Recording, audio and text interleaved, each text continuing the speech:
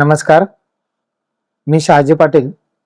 आज मी KSC new town, Karnala, Sai Chirner, Navnagar आणि काही लोक त्याला तिसरी मुंबई असं म्हणतात. त्या मुंबईच्या विकासासंदर्भामध्ये जे शासनाचा जो 16 मार्च 2026 ला जो GR आलेला आहे, त्या शासन निर्णयासंदर्भामध्ये मी विस्तृतपणे बोलणार आहे. आता हा जो शासनानं 124 गावामधले जे काही KSC नवनगर मधली जे काही विकास प्लॅन केलेला आहे, त्या विकास करत असताना MMRDA ने तिथली जमीन कशा प्रकारे घ्यायला पाहिजे या प्रकारच्या MMRDA ने शासनाला बनवून दिलेल्या ज्या काही सूचना होता, त्याचं मंत्रिमंडळामध्ये मंजुरी घेऊन शासनाकडनं त्याचा आदेश निघालेला आहे. आता तो आदेश आपल्याला समजून घ्यायला पाहिजे. एक तर MMRDA ची NTDA म्हणून सेक्शन 113 खाली नवनगर बनवण्यासाठी KSC न्यू टाउन साठी घोषणा झाल्यानंतर शासनानं LAR 2013 या कायद्याच्या अंतर्गत तिथली जमीन संपादित करणं अपेक्षित आहे.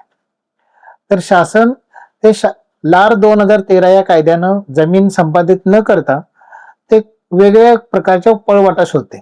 ज्या प्रकारे नवी मुंबई मधल्या एअरपोर्ट साठी त्यांनी 22.5% जे फसवं प्रारूप आणलं, त्या प्रारूपाप्रमाणे त्यांना शेतकऱ्यांना कुठल्याही प्रकारचं कायद्यानं कॉम्पेन्सेशन न देता फुकट जमीन पाहिजे आणि त्याच्यासाठीचा हा सगळा अट्टहास चालू आहे. आता हा जो GR आहे, हा GR जर आपण बघितला तर त्याच्यामध्ये शासनानं असं म्हटलेलं आहे की हे नवनगर बनवताना आम्ही CRZ बाधित जमीन घेणार नाही, आम्ही वन जमिनी घेणार नाही आणि आम्ही पेन नगर परिषदेच्या 250 परिघामधली जागा घेणार नाही. आता ऍक्च्युली पनवेल नगर परिषदेच्या परिघा 2 किलोमीटरचा परिघ सोडणं अपेक्षित आहे. कारण UDCPR मधल्या प्रावधानाप्रमाणे 5,000 लोकसंख्येपेक्षा जास्त लोकसंख्या असलेल्या गावांच्यासाठी हा गावठाण विस्ताराची परिसीमा ही 1.5 किलोमीटर फायनल केलेली आहे. त्याच्यामुळं नगर परिषदेसारख्या जागेसाठी ती 2 किलोमीटर असणं अपेक्षित आहे आणि एक्झिस्टिंग गावठाणासाठी ही कुठल्याही प्रकारची जमीन सोडणार असं याच्यात म्हटलेलं नाही.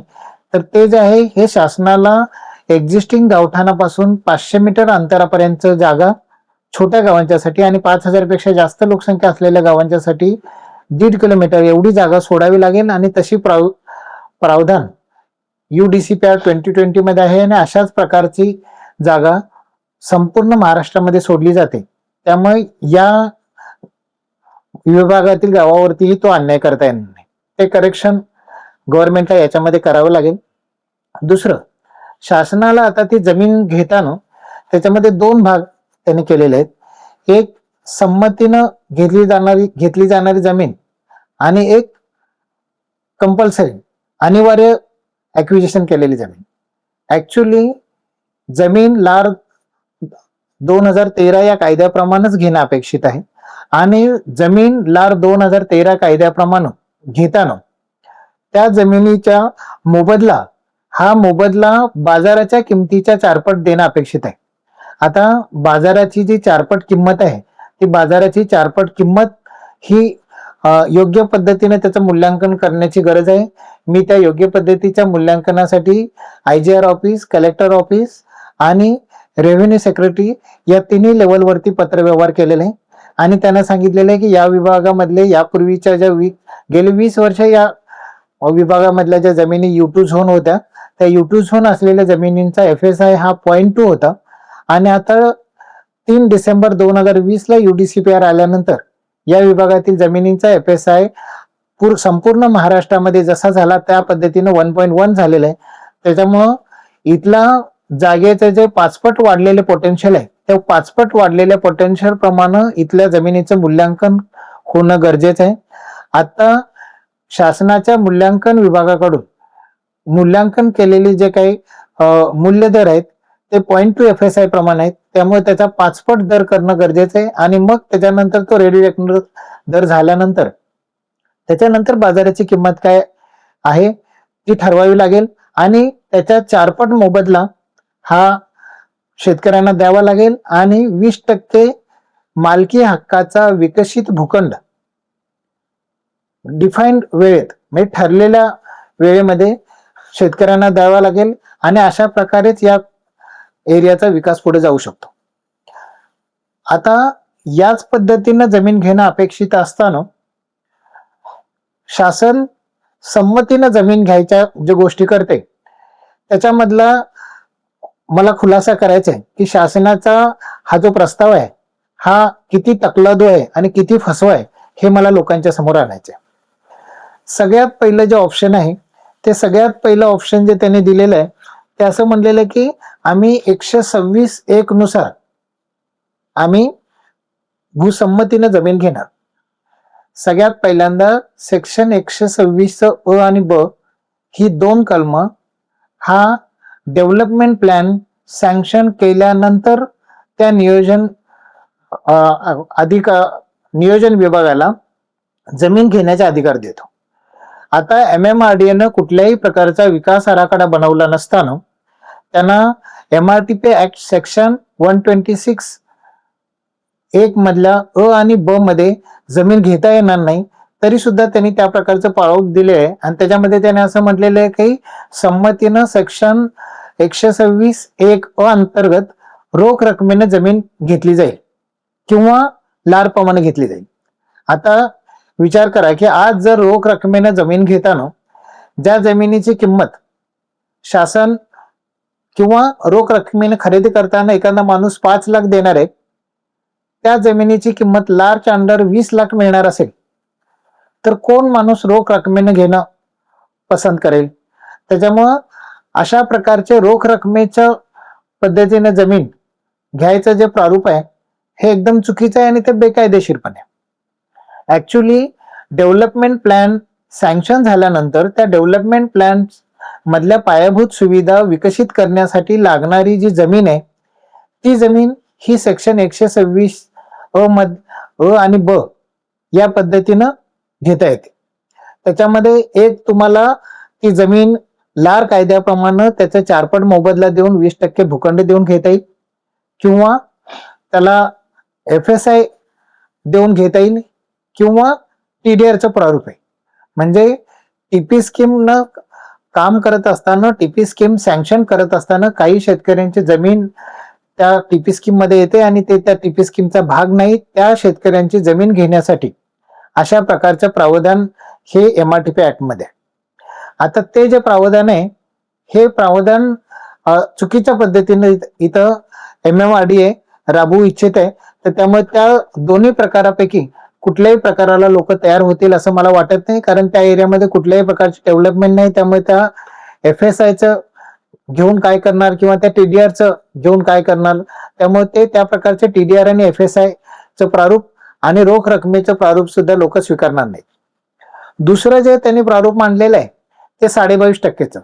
मी याच्या अगोदर सुद्धा म्हटलं की 22.5%चं सिडकोतील प्रचलित मॉडेल असं जे काय म्हटलेलं आहे ते सप्टेंबर 2025 मध्ये हायकोर्टामधल्या निकालानंतर सिडकोला हायकोर्टाने सांगितलेलं आहे की तुम्हाला जी काही शिल्लक जागा आहे ती शिल्लक जागा जर भूसंपादन करावायचे असेल तर तुम्हाला लार 2013 या कायद्याप्रमाणेच जमीन खरेदी करावी लागेल.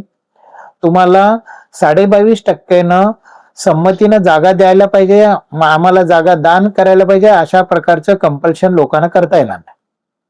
आता सप्टेंबर 2025 नंतर सिडकोच्या एरियामध्ये सुद्धा एक ही जागा ही सिडकोनं लार 2013च्या कायद्याच्या अंडर घेण्याची नोटीस दिलेली नसताना सुद्धा महाराष्ट्र गव्हर्नमेंटनं 16 मार्च 2026 मध्ये परत एकदा सिडकोचे प्रचलित 22.5%चं धोरण पुढे रेटण्याचा प्रयत्न केलेला आहे. हे 22.5%चं धोरण हे म्हणजे निव्वळ फसवणूक आहे, हे मी पुन्हा पुन्हा सांगितलेलं आहे. लार कायदा निव्वळ 20% मालकी हक्काच्या भूखंड देण्याची गोष्ट करतो आणि 22.5%चं मॉडेल हे भाड्याची 15.75% जमीन देण्याची गोष्ट करते. 22.5% मध्ये विकसनाचा खर्च हा 10 लाख रुपये गुंठ्याला घेतला जातो आणि लार कायद्याखाली DSRच्या रेट प्रमाणे 3 ते 3.5 लाख गुंठ्यापेक्षा जास्त किंमत ही कुठल्याही कॉर्पोरेशनला घेता येणार नाही. त्याच्यानंतर ट्रान्सफर चार्जेसच्या नावाखाली पैसे वसूल केले जातात 10 लाख रुपये. जर मालकी हक्काची जमीन लारमध्ये असेल तर ते ट्रान्सफर चार्जेसचा विषय येणार नाही. त्याच्यानंतरच्या वेगळ्या वेगळ्या लागणाऱ्या एनओसीची गरज पडणार नाही. त्याच्यानंतर सदनिका विकत घेतल्यानंतर त्यानंतरची ट्रान्सफर करायची कॉस्ट लोकांना द्यावी लागणार नाही. भविष्यामध्ये जाऊन त्या भाडेपट्ट्याच्या जमिनीच्या मालकी हक्काची जमीन करण्यासाठी 10% अतिरिक्त चार्ज घेण्याची प्रोव्हिजन आहे. त्या प्रकारची गरज मालकी हक्काच्या जमिनीमध्ये लागणार नाही. त्याच्यामुळे लार मध्ये मालकी हक्काची जमीन 20% आणि 4 पट बाजार मूल्य, आणि ते बाजार मूल्य दिलेले जे आहे ते कमी आहे किंवा जास्त आहे ह्याच्यासाठी शेतकऱ्यांना कोर्टात जाऊन योग्य ते न्याय मिळवण्याचा अधिकार. ह्या एवढ्या सगळ्या लार कायद्याच्या जमेच्या बाजू असताना सुद्धा 22.5% फसवं प्रारूप हे MMRDA पुढे ठेवलेलं आहे. ते कोणी मान्य करेल असं मला वाटत नाही. त्याच्यानंतर अजून एक पॉलिसी त्यांनी त्याच्यामध्ये पुढे आणलेलं आहे की जी पास थ्रू पॉलिसी. आता पास थ्रू पॉलिसी ही त्यांचं असं म्हणणं आहे की आम्ही ही MIDC कडून घेतली. वास्तविक पाहता औद्योगिकरणासाठी अविकसित पाणी नसलेल्या ठिकाणी विकास करण्यासाठी, मागास भागामध्ये विकास करण्यासाठी, त्यामध्ये इंडस्ट्री आणण्यासाठी त्या ठिकाणची जागा घेऊन शासन त्या इंडस्ट्रियलिस्टच्या बिहाफमध्ये जागा घेतं आणि त्या इंडस्ट्रियलिस्टला ती परत देतं. आणि त्याला पास थ्रू पॉलिसी म्हणतात की ज्याच्यामध्ये त्या पर्टिक्युलर इंडस्ट्रीसाठी जागा ॲक्विजिशन केली जाते आणि त्या इंडस्ट्रीला ती दिली जाते आणि तिथल्या सगळ्या पायाभूत सुविधा ते इंडस्ट्री स्वतःच्या खर्चाने करत असते. अशा प्रकारचं अर्बनायझेशन जगात कुठेही घडलेलं नाही. म्हणजे अर्बनायझेशनसाठी जागा पास थ्रू पॉलिसीने घेणं हे एक विचित्र प्रारूप त्यांनी पुढे आणलेलं आहे. म्हणजे अर्बनायझेशनसाठी जी जागा लागते, अर्बनायझेशन करणं, शहरीकरण करताना एक इंडिव्हिज्युअल माणूस हा बिल्डिंग बांधू शकतो. तो त्या कन्स्ट्रक्शन इंडस्ट्रीमध्ये, त्या रिअल इस्टेट इंडस्ट्रीमध्ये, त्या शहराच्या विकासामध्ये भागीदार होऊ शकतो. असं असताना एखाद्या इंडस्ट्रीला आणून तिथली 500,000 जागा, 1000 एकर जागा देऊन या प्रकारच्या स्मॉल स्केल इंडस्ट्रीचं कंबरड मोडण्याचं हे जे काही प्रारूप आहे हे एकदम चुकीचं आहे आणि हे शेतकऱ्यांना कदापि मान्य होणार नाही. म्हणजे पास थ्रू पॉलिसीनं जर इंडस्ट्रियलिस्टनी जागा घेतली तर उद्याला त्यांच्यावरती तो जो अन्याय झाला त्यासाठी त्यांनी न्याय मागायला कुणाकडे जायचं? त्यांना वाढीव मोबदला जर मागायचं असेल लारमध्ये तर त्यांनी कुठं जायचं? त्याच्यानंतर त्यांनी लारमध्ये जागा दिलेली, त्याचा विकसित भूखंड कोण देणार? त्यामुळे पास थ्रू पॉलिसी गव्हर्नमेंट जागा घेणार आणि सगळी जागा इंडस्ट्रीला हँडओव्हर करणार. ही पास थ्रू पॉलिसी इंडस्ट्रीमध्ये शक्य आहे, की इथं अर्बनायझेशन मध्ये बिलकुल शक्य नाही. त्यामुळं ही पास थ्रू पॉलिसी हे एकदम चुकीचं प्रारूप पुन्हा एकदा MMRDA आणि महाराष्ट्र शासनाने पुढे आणलेलं आहे. त्याच्यानंतरचं एक त्यांचं असं म्हणणं आहे की परकीय थेट गुंतवणूक. आता हे फॉरेन डायरेक्ट इन्व्हेस्टमेंट हा जो काही प्रकार आहे, हा फॉरेन डायरेक्ट इन्व्हेस्टमेंट हा सुद्धा प्रकार इंडस्ट्री डेव्हलपमेंट करण्यासाठी वापरला जातो. एखाद्या सेमी कंडक्टर फॅक्टरी आहे तर अशा ज्याची टेक्नॉलॉजी आपल्या देशामध्ये डेव्हलप झाली नाही, अशा प्रकारच्या टेक्नॉलॉजीवरती काम करणाऱ्या एखाद्या इंडस्ट्री जर देशात येत असतील, राज्यात येत असतील, त्यांना त्याच्यासाठी स्पेशल कायदे करून त्यांना जमीन अवेलेबल करून दिली जाते आणि हा MIDCचा विषय आहे. आता शहरीकरणासाठी हे आपण परकीय थेट गुंतवणूक आणणार म्हणजे काय? अजून त्याच्यामध्ये असं हास्यास्पद आहे की त्या परकीय गुंतवणूक आणणाऱ्या लोकांनी कमीत कमी 100 एकर जागा खरेदी करायची आणि त्या 100 एकर जागा खरेदी करून त्याच्यावरती कमीत कमी 250 कोटी रुपये खर्च करायचे आणि मग ती जागा त्यांना विकता येईल. म्हणजे 100 एकर साठी 250 कोटी म्हणजे त्या जागेच्या डेव्हलपमेंटला लागणारा एक 6-6.25 लाख गुंठा एवढा खर्च. म्हणजे एखादी इंडस्ट्री येणार, ती लोकांची जागा कमी किमतीला घेणार आणि ते लेवल करणार, त्यातले रस्ते करणार आणि ती जागा परकीय गुंतवणुकीसाठी विकणार. त्यातली पण किती परकीय गुंतवणूक? तर त्या डेव्हलप्ड जागेपैकी 15% जागा ही परकीय गुंतवणुकीसाठी वापरली जाईल आणि राहिलेली 85% जागा ही घरं बांधण्यासाठी वापरली जाईल. म्हणजे आता परकीय गुंतवणूक घेऊन येणारी लोक इथं परकीय गुंतवणूक आणण्यापेक्षा इथं रिअल इस्टेट इंडस्ट्रीमध्ये येऊन त्यांना पैसे कमवायचा राजमार्ग मिळवून द्यायचं गव्हर्नमेंटचं धोरण आहे काय मला कळत नाही. म्हणजे इंडस्ट्री परकीय गुंतवणूक घेऊन येणाऱ्या इंडस्ट्रीज आहेत ह्यांनी कारखानदारी उभा करायला पाहिजे. परकीय गुंतवणूक घेऊन येऊन बिल्डिंग बांधायची काय गरज आहे? म्हणजे 140 कोटी जनता असलेल्या देशामध्ये एवढं घरांचं एवढं मोठ्या प्रमाणात मार्केट इन हाऊस असताना त्याच्यासाठी लागणाऱ्या रॉ मटेरियल्स हे आपल्या देशात सर्व अवेलेबल असताना त्याच्यासाठी रॉकेट सायन्स लागत नाही बिल्डिंग बांधण्यासाठी. त्यामुळे बाहेरची लोक परकीय गुंतवणूक घेऊन येऊन इथं काय करणार आहे? त्यासाठी परकीय गुंतवणूक घेतलेल्या लोकांना ही जमीन घेऊन दिली जाणार आहे. आता ती याही प्रकारची जमीन परकीय गुंतवणुकीसाठी पण घेऊन दिलेली जमीन, त्या घेऊन दिलेल्या जमिनीच्या त्यांनी योग्य तो मोबदला जर शेतकऱ्यांना दिला नाही काय तर त्याला जबाबदार कोण? बरं, या परकीय गुंतवणूकदारांना लार कायदा बाजूला ठेवून कशाबद्दल जमीन पाहिजे? म्हणजे या देशामध्ये अस्तित्वात असलेला प्रॉपर भूसंपादन आणि पुनर्वसन करण्यासाठीचा जो कायदा आहे त्या कायद्याला बगल देऊन अशा प्रकारे परकीय गुंतवणुकीच्या नावाखाली जमीन हडप करणे हेही चुकीचं आहे. त्याच्यानंतर अजून एक्सप्रेशन ऑफ इंटरेस्ट म्हणजे स्वार्थ अभिव्यक्तीद्वारे त्यांना डेव्हलपमेंट करायचे. आता ही जी ग्रोथ सेंटर आहे ही ग्रोथ सेंटर जे एक MMRDA मध्ये एक बोर्ड रिझोल्युशन झालेलं आहे त्या पद्धतीने करायचे. त्यांचं असं म्हणणं आहे की तुम्ही एक कमीत कमी 200-300 एकर पासून 1000 एकर पर्यंतची जमीन तुम्ही प्रायव्हेटली खरेदी करायची आणि ती प्रायव्हेटली खरेदी केलेली जमीन MMRDA ला आणून द्यायची आणि MMRDA ला आणून दिल्यानंतर मग MMRDA त्याच्यावरती डेव्हलप करणार आणि त्या डेव्हलपमेंट केल्यानंतर त्यातली 50% मिळकत आहे, इन्कम आहे, ते त्या जमीन आणून देणाऱ्या माणसाला देणार.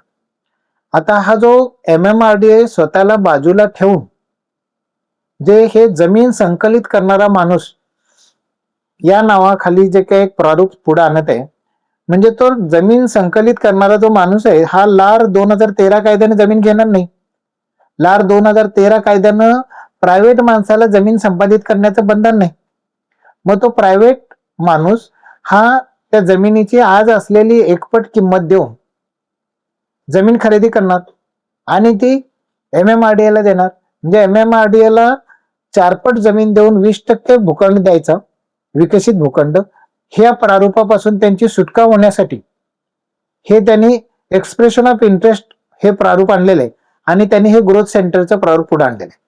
मी MMRDA मध्ये जाऊन तिथल्या अधिकाऱ्यांच्या बरोबर बोललो तर त्यांचं असं म्हणणं आहे की सिडकोची डेव्हलपमेंटला 50-60 वर्ष झाली पण आम्हाला इथं आता भरपूर लोक आमच्याकडे त्या डेव्हलपमेंटसाठी पाठी लागलेत आणि आम्हाला त्याच्यासाठी ती जमीन पाहिजे म्हणून आम्ही गडबड करतोय. मी म्हटलं किती जमीन तुम्हाला पाहिजे? तर आम्हाला ग्रोथ सेंटर उभा करण्यासाठी 300 एकर जागा पाहिजे. अजून एक काहीतरी एक इनोव्हेटिव्ह सेंटरसाठी आम्हाला 500 एकर जागा पाहिजे. मी म्हटलं तुम्हाला 300 एकर जागा पाहिजे, 500 एकर जागा पाहिजे, 1000 एकर जागा पाहिजे, ह्या एवढ्याशा जागेसाठी तुम्ही तिथल्या 80,000 एकर जागेच्या मालकांच्या गळ्यावरती तुम्ही तलवार ठेवून तुम्ही आम्हाला जमीन दान द्या असं जे म्हणताय हे कुठल्या बेसिसवरती? म्हणजे तिथं असलेली 80,000 एकर पेक्षा जास्त असलेली जमीन ही आज तुमच्याकडं 200-300 एकर एवढ्या जमिनीची मागणी असलेली ज्या पार्ट्या आहेत आणि त्या पार्ट्या तुम्हाला विकासासाठी आम्ही तिथे येतो असं म्हणतात, त्याच्यामुळे तुम्ही शेतकऱ्यांच्या 80,000 एकर शेतजमिनीवरती जे जबरदस्ती करताय हे किती चुकीचं आहे.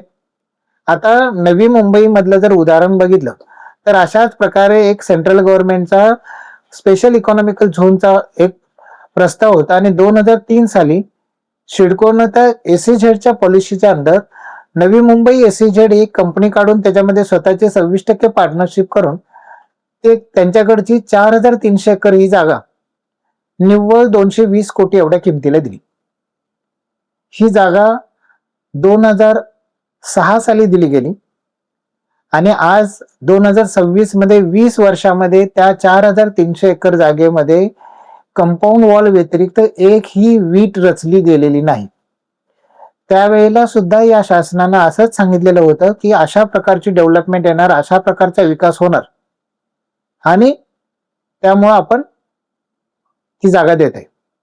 आपण आत्ताच बघतो अलीकडं ऐरोलीमध्ये एक 40 एकर जागा आहे, ती 40 एकर जागा सिडको डेव्हलप करू शकत नाही, म्हणून त्याने एक विकासक पाहिजे. ते त्या विकासकाला सांगतात की तू ही जागा डेव्हलप कर आणि 20 वर्षानंतर आम्हाला 2,000 कोटी रुपये द्या. अशाच प्रकारे नवी मुंबई कॉर्पोरेट पार्क हे गेल्या एक 4-5 वर्षापासून गाजावाजा करून सिडको डेव्हलपमेंट करणार असं असलेलं प्रारूप, तिथलं सुद्धा जमिनीचं 30-40 एकरचं टेंडर काढलेलं आहे. तिथं सुद्धा सिडको असे म्हणते की आम्ही आमची जागा देतो आणि ते कुणीतरी येऊन डेव्हलप करावं आणि 20 वर्षानंतर 10 वर्षानंतर आम्हाला त्यातले काहीतरी पैसे द्यावे. म्हणजे आज सुद्धा सिडकोकडं म्हणजे शासनाकडं असलेली विकसित जमिनीवरती ते 10 एकर 20 एकर 50 एकर वरती स्वतः एखादं विकास केंद्र बांधू शकत नाही, स्वतः एखादं कॉर्पोरेट पार्क बांधू शकत नाही.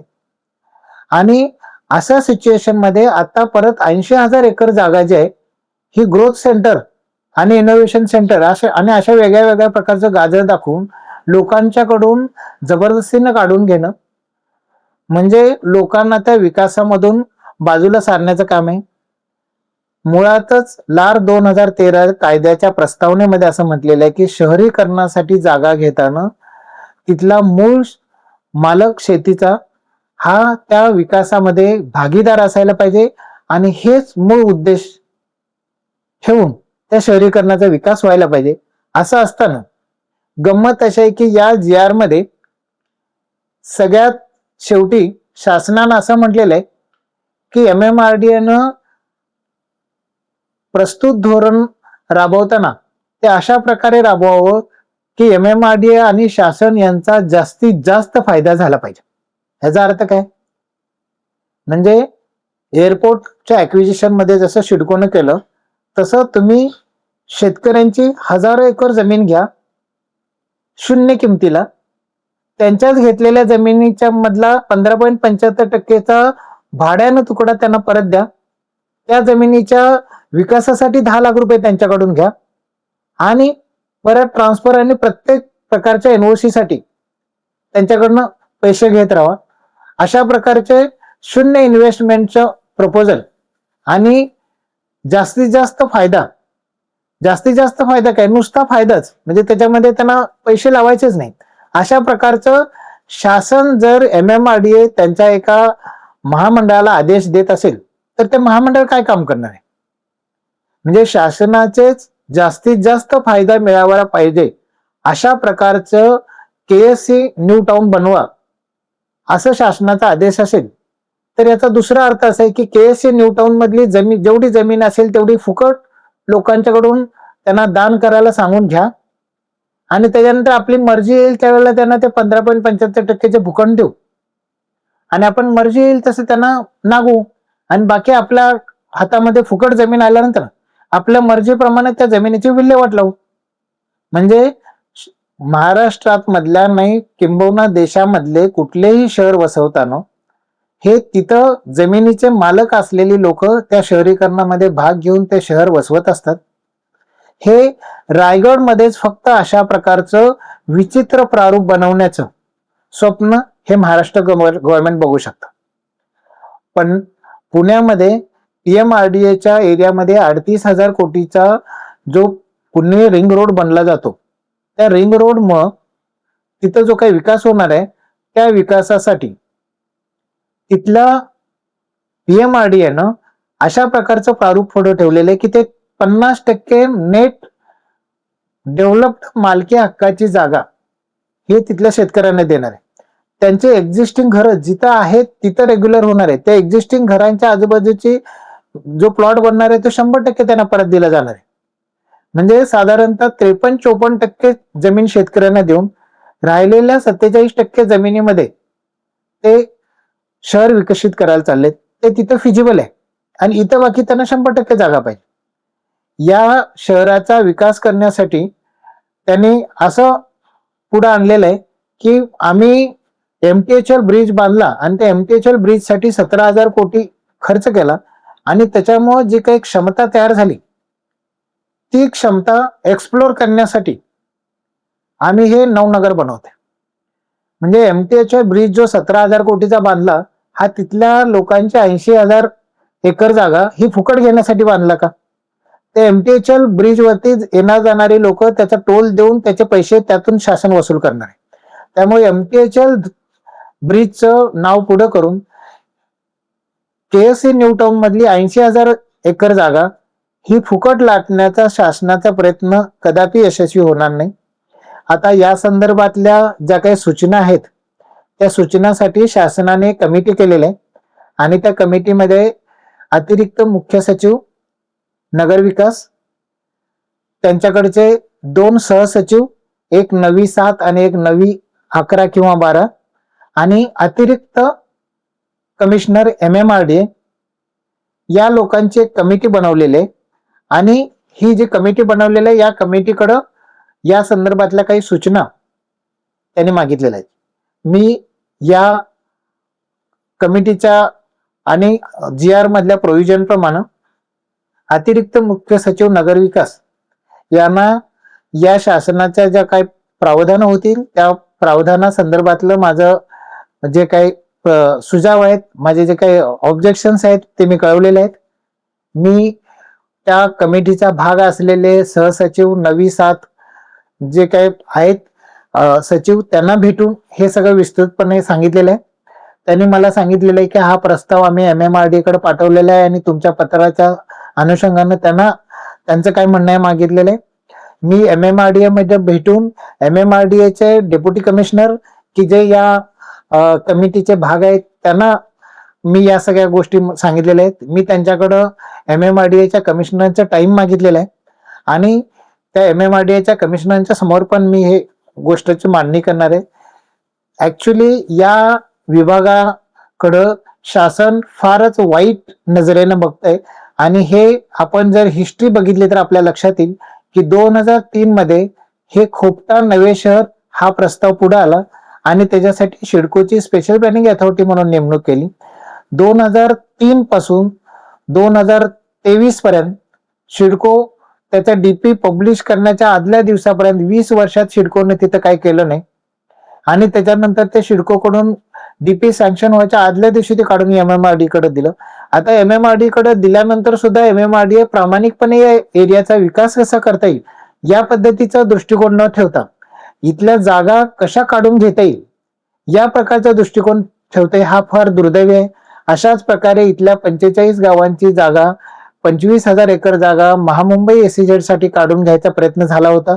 तिथल्या लोकांनी आंदोलन करून हायकोर्टात जाऊन तो हाणून पाडला आणि तरी सुद्धा त्या तिथल्या लोकांची जमीन फुकट शासनाला कशासाठी पाहिजे हा मोठा संशोधनाचा विषय.